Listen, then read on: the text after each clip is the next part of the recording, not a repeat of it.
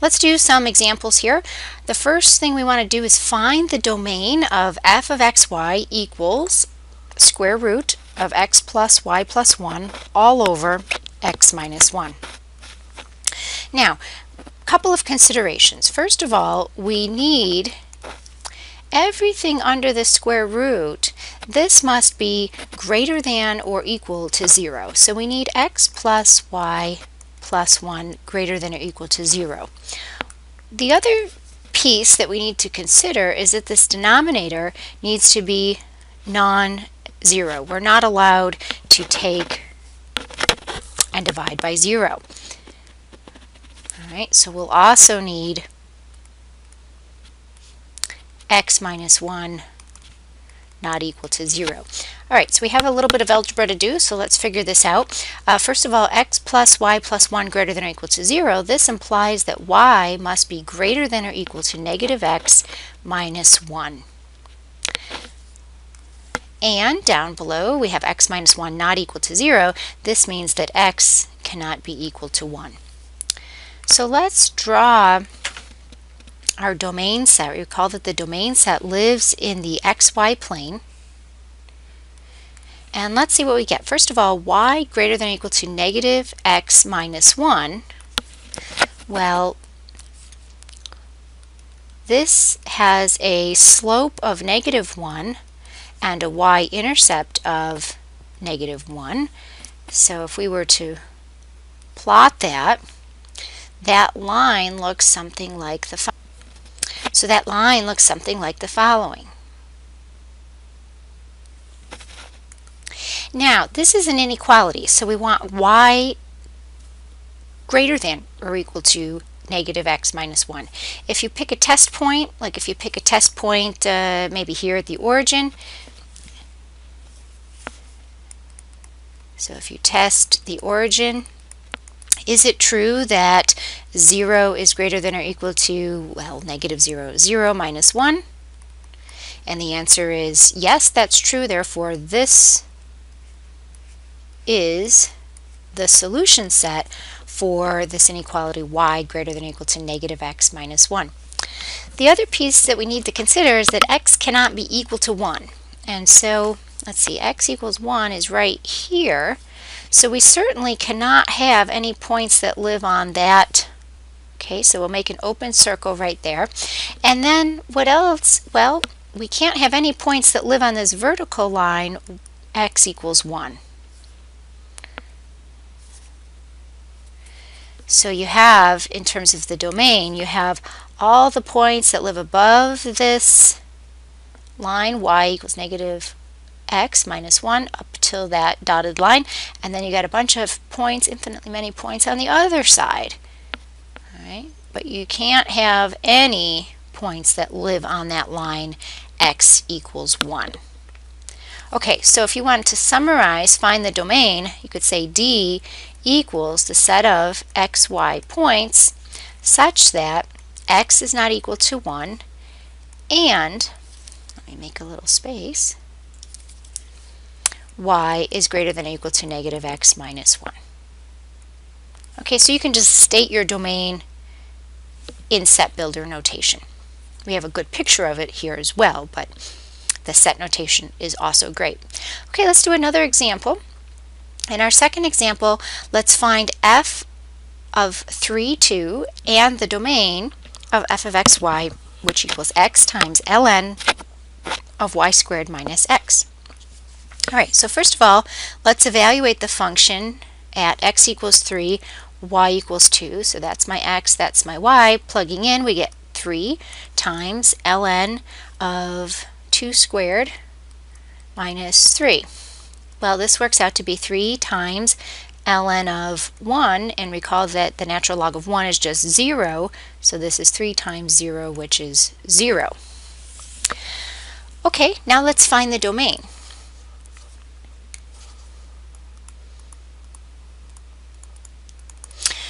Well, notice that you could only take natural log of quantities that are strictly greater than 0.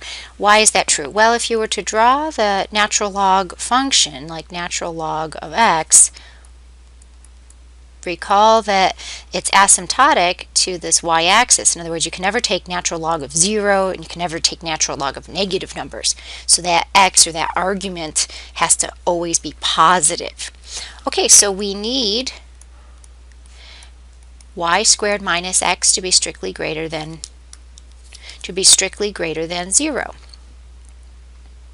Well, what does that look like? That looks like y squared is greater than x. Okay, let's try to plot that.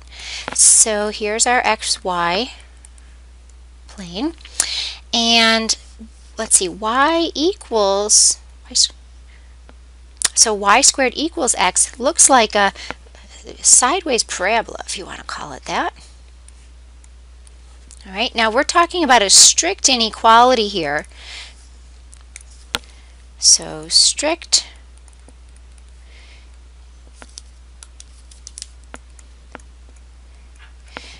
inequality means we have to do a dashed line. So let's make this a dashed line,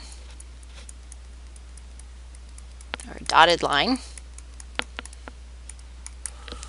Okay, and now the question is, are we going to shade over here to the right or to the left? So let's pick a test point. Let's test. Okay, so let's pick a test point. Let's pick a test point over 2 up 0. So let's test 2 comma 0. If we test this out, let's see, is 0 squared, that's our y coordinate, is that greater than 2? The answer is no. So I'm not going to shade in the piece of the plane that contains 2 zeros. So my solution set looks like everything exterior.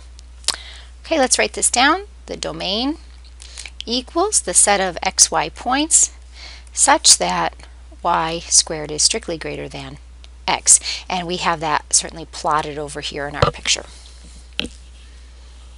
Okay, let's do one last example. Find the domain and range of g of xy equals the square root of 9 minus x squared minus y squared.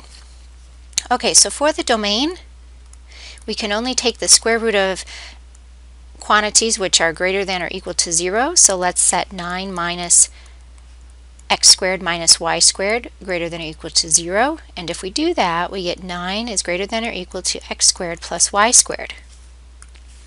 Let's take a look at the plot. And the question is, do we shade on the inside or do we shade on the outside? So let's pick a test point of 0, 0.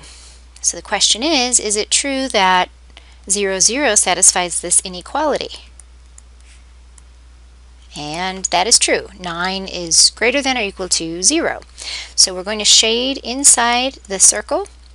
It's a solid circle because we have greater than or equal to in our problem here.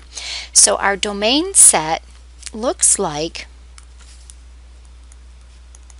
the set of xy points such that x squared plus y squared is less than or equal to 9. Okay, now what about the range?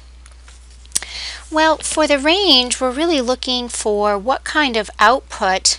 So we know that we can never get negative values for the output, and the reason is that the square root of any real number, well, that's always greater than or equal to 0, right? I can't ever get like square root of 7 or square root of 0 or square root of 10, whatever it is. Those are always going to be greater than or equal to 0. Okay, so the question is, can I actually get 0 as an output value? Well, certainly if x equals 3 and y equals 0, then g of 3, 0, plugging in, we get the square root of 9 minus 9 minus 0. We do get 0 as an output. So 0 is in our range. Now, the next thing I'd like to consider is how big, or what's the largest, what is the largest output value? Well, we've got the square root of 9 minus x squared minus y squared. And the largest value here is going to be when the x and the y are 0, right? Because they're subtracting, and we'd like this to be really big, so it's going to be big when the 9 has nothing taken away from it. Well, that's happening when x and y are 0, and we get the square root of 9, which is 3. Okay, in other words, our range, closed interval from 0 to 3. And if we were to draw this, well, we know that our domain set is down here, 3, circle of radius 3.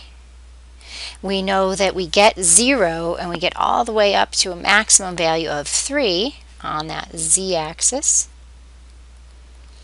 And so that would be a good visualization for our plot.